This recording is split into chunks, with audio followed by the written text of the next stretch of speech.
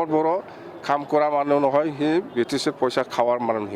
প্ৰমোদ বড়ো যে আগত black commando লৈছিলে, এইবিলাক ক'ত গ'ল? ইয়াৰ পৰাইতো খাই আছে না প্ৰমোদ বড়ো। চিণ্ডিকেট ক'ৰ পৰা? ইয়াৰ পৰাই খাই আছে। আণ্ডাৰ পৰা খাই আছে, মুৰ্গীৰ পৰা খাই আছে, মাছৰ পৰা খাই আছে, বা সেই বাফেলো এইবিলাকৰ পৰা খাই আছে। থকাৰ কাৰণে ৰাজনীতি কৰাটো মই নহয়, প্ৰমোদ বড়োই কৰে। মইতো আজিৰ দিনত 15-16 বছৰ 17 বছৰৰ ৰাইজে যিটো বিচাৰিছে সেইটো কাম কৰি পেলাই দেখুৱাই দিছে। প্ৰমোদ বড়োৰ নিচিনা ব্ৰিটিছত পইচাটো খাইছে, খোৱাৰ পিছত আকৌ শ্ৰীৰামপুৰ গেটত নামি গৈছে সি। আমাক সাংবাদিকসকলে সুধিছিল সেইদিনা যে শ্ৰীৰামপুৰত চিণ্ডিকেট আকৌ চলি আছে বুলি। মইতো নাজানো, মই শ্ৰীৰামপুৰৰ বিষয় লৈ মই এও নাজানে, কিন্তু মই শুনি আছোঁ প্ৰমোদ বড়োই এনেকুৱা ডেইলি কালেকশ্যন পইচা লৈ আহে বুলি। প্ৰমোদ বড়ো কোন ছাইডত কি খাই আছে, খোৱা নাই, পাব্লিকে দেখুৱাই দি আছে, এইটো স্পষ্ট কথা। প্ৰমোদ বড়ো কাম কৰা মানুহ নহয়, সি ব্ৰিটিছৰ পইচা খাৱাৰ মানুহে। আপুনি দাদাগিৰি ৰাজনীতি কৰি আছে?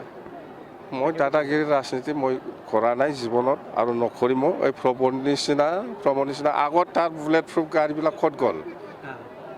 প্ৰমোদ বড়ো যে আগত ব্লেক কামাণ্ডো লৈছিলে, এইবিলাক ক'ত গ'ল? ব্লেক কামাণ্ডো লৈ পেলাই ঘূৰি ফুৰিছিল না প্ৰমোদে? কাক গৈ কৰি পেলাই ব্লেক কামাণ্ডো লৈছিল সিহঁতে? মুঠতে আমাৰ ৰেলী শেষ হোৱা নাই। এই যাত্ৰাটো যোৱা 13 তাৰিখ মাৰ্চৰ পৰা আৰম্ভ হৈছে। মুঠতে আৰু 10-12টা সমষ্টি আছে। একে মানে যিমান ৰেলী কৰিছোঁ চব পজিটিভ। মুঠতে বিৰাট ভাল, আমাৰ মিটিংখন ভালে গৈ আছে। আপোনাৰ ধাৰাবাহিক পদযাত্ৰা আৰু এই যে যিটো জনজাগৰণ সভাৰ জৰিয়তে আচলতে তেওঁলোকে ভয় খাইছে নেকি? নাই, ইউ পি পি এলটো ভয় খাবই, ভয় খাবই, আৰু খাইছে সিহঁতে। কোনো চিন্তা নাই। এইবাৰ 2024 যিটো নিৰ্বাচন হ'ব, MP ইলেকশ্যন, ইয়াত আমি BPF অকলে খেলিব, কাৰো লগত এলায়েন্সত নাথাকিম আমি। ইয়াৰ পিছত আৰু BTC নিৰ্বাচন আহি আছে, ইয়াতো আমি চাম।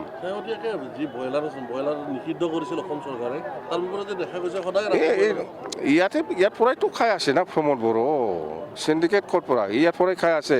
আণ্ডাৰ পৰা খাই আছে, মুৰ্গীৰ পৰা খাই আছে, মাছৰ পৰা খাই আছে, বা সেই বাফেলো এইবিলাকৰ পৰা খাই আছে বুলি মই জানো, মই শুনিছোঁ। মুঠতে খাই, এইটো 100%। আজি ব্যতিক্ৰমী দেখা গ'ল আপোনাক, আজি ব্যতিক্ৰমী ৰূপত দেখা গ'ল যে আপুনি নামি কিনে ৰাইজৰ মাজত নামি গ'ল। নাই, এইটো মানে ৰাইজৰ মাজত নামি যোৱাটো বেয়া নহয়। তাৰমানে ইহঁতে মোক মানে দূৰৰ পৰা চাই থাকে, ময়ো ষ্টেজত থাকি পেলাই লেকচাৰ দিব যাব, ওচৰত নাপায়, সেইকাৰণে মই মুখামুখি কৰিছোঁ। ভাল লাগিছে দেই।